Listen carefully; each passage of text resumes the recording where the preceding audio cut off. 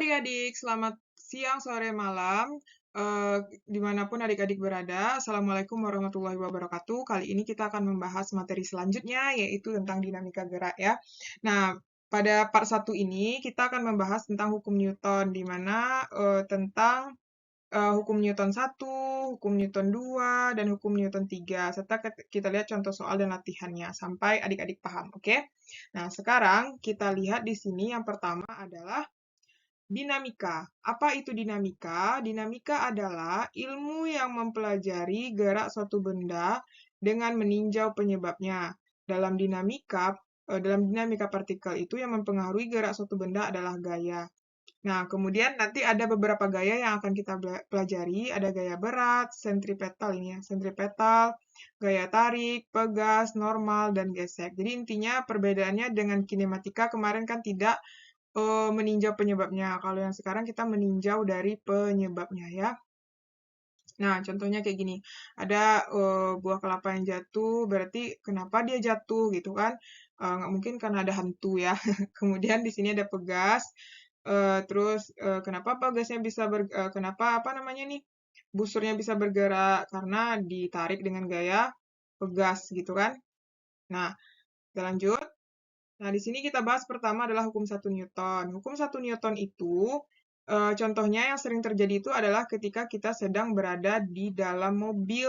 Nah, kalau kita misalnya berada di dalam mobil yang diam, itu kan posisi kita diam, tenang gitu ya.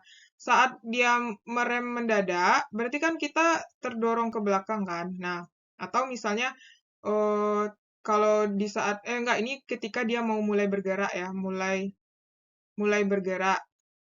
Jadi badan kita tuh terdorong ke belakang. Tapi kalau misalnya dia ngerem, ya, nah ketika merem, nah kalau merem kan badan kita terdorong ke belakang yang awalnya kita diam, rem tuh terdorong ke belakang kan. Nah jadi ini menyatakan dari hukum 1 Newton yaitu jika resultan gaya pada suatu benda sama dengan 0, maka benda yang mula-mula diam, nah kita diam artinya kita duduk gitu kan.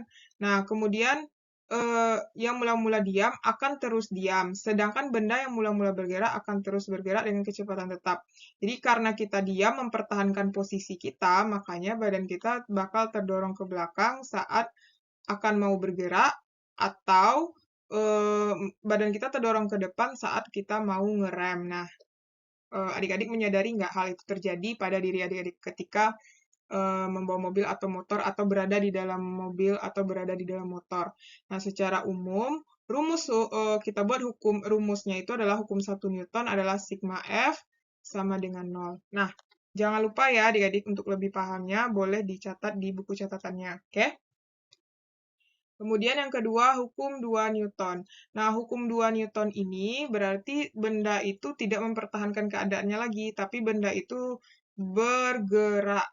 Oke, karena benda bergerak itu berarti dia memiliki percepatan ya. Nah, kalau dia memiliki percepatan, kita udah belajar di GLBB, berarti dia mengalami perubahan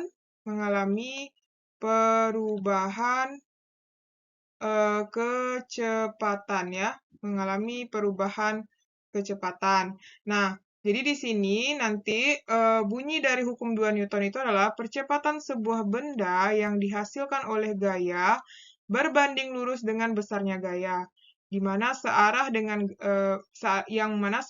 gaya dan berbanding terbalik dengan massa benda. Nah, jadi A ini sebanding dengan resultan gaya dan berbanding terbalik dengan M. Jadi kalau misalnya A-nya besar, berarti sigma F-nya juga besar, tapi M-nya kecil. Itu kalau misalnya kita contohkan ya, orang yang badannya itu lebih gemuk, pasti lebih susah bergerak daripada orang yang lebih kurus. Kayak gitu, oke? Kita lanjut. Yang ketiga, hukum 3 Newton. Nah, hukum 3 Newton ini menjelaskan tentang gaya aksi reaksi. Jadi kalau misalnya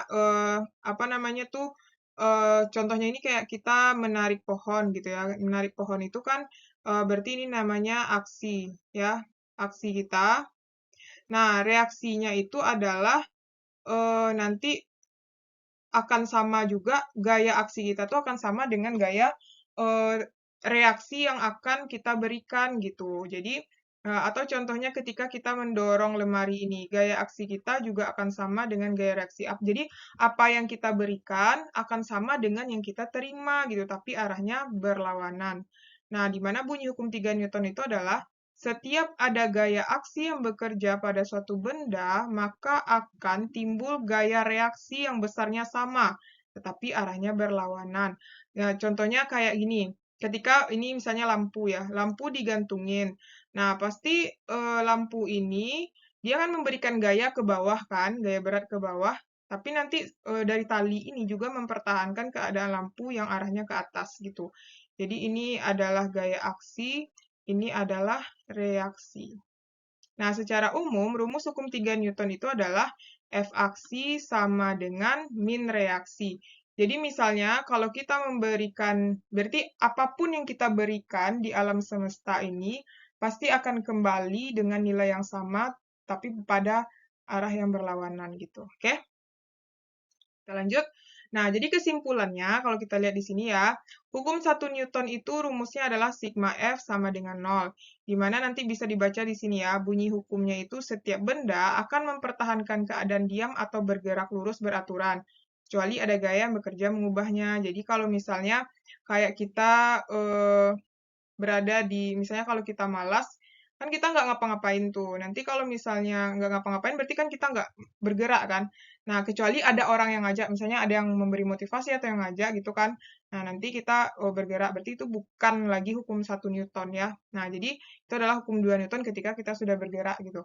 Jadi ketika kita bergerak itu, hukum 2 Newton berlaku, perubahan dari gerak selalu berbanding lurus terhadap gaya yang dihasilkan dan memiliki arah yang sama dengan garis normal dari titik singgung yang berbeda. Jadi kalau misalnya kita buat rumusnya itu sigma F sama dengan M kali A.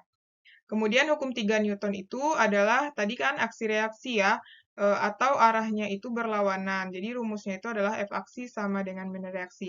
Nah, untuk hukum Newton ini, karena F itu adalah besaran vektor, kita udah belajar besaran vektor ya.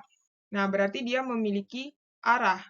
Nah, di mana arah itu nanti ada pada sumbu X, dan sumbu Y. Nah, sumbu X itu kan berarti ada negatif dan ada positif kan? Nah, begitupun sumbu Y, ada negatif dan ada positif. Oke? Nah, kita lihat contoh soal sekarang untuk pemahaman lebih jauh. Soal nomor 1, hukum 1 Newton dikenal sebagai hukum. Nah, hukum 1 Newton itu dikenal dengan hukum kelembaman ya, yang B, atau bisa juga kemalasan ya. Nah, inersia juga sama itu. Inersia. Oke. Kalau aksi reaksi kan hukum apa? Hukum 3, ya kan? Kalau kekekalan nggak ada. Nah, oke, kita lihat soal nomor 2. Sebuah balok bermasa 2 kg. Nah, berarti kita buat di sini diketahui massa berarti yang diketahui M ya, M-nya 2 kg. Gaya berarti F kan, 2,5 Newton. Besar percepatan A. Nah, kita tahu tadi rumus hukum Newton itu adalah A sama dengan sigma F per M. Nah, ini bisa kita ganti sigma F aja ya, karena cuma satu kan. Berarti kalau misalnya kita mau cari percepatan, berarti A sama dengan sigma F per M. Berarti sigma F-nya 2,5 per 2. 2,5 per 2 itu adalah 1,25 meter per sekon kuadrat ya. Nah, jadi tadi kan kita udah belajar tuh, massa itu satunya kilogram dan gaya itu Newton ya. Kita lihat contoh soal ketiga. Suatu balok memiliki, berarti diketahui M sama dengan 4 kg, berada pada bidang datar licin. Balok tersebut didorong oleh 5 gaya sebagai berikut. Nah, ingat ya, biasanya untuk membuat tanda itu kalau ke kiri itu negatif, kalau kanan itu adalah positif. Nah, berarti ke kiri. Nah, untuk ini kita misalkan ini F1, ini F2, ini F3, ini F4, ini F5. Nah, F1 itu ke kiri. Misalnya ini ada suatu benda ya. F1 ke kiri, berarti ke sini kan? F1. Kemudian F2 ke kanan, berarti ke sini F2. Terus F3 ke kiri lagi. Nah, kita buat panahnya F3. F4 ke kanan, berarti sini F4. F5 ke bawah, berarti ke sini ya, F5. Nah, percepatan balok. Balok itu kan bergeraknya pasti di sini kan, di sumbu X ini kan. Nah, berarti jadinya yang kita ambil itu hanya yang ini saja. Yang ini aja ya. Yang ke bawah nggak usah kita ambil. Berarti jadinya itu adalah sigma F-nya. Kita ambil yang kanan dulu. F2 tambah F4 dikurang F3 dikurang F1. Berarti F2 kita kan 15 ditambah 20 dikurang 15 dikurang 10. Berarti jadinya adalah 10 ya. 10 Newton.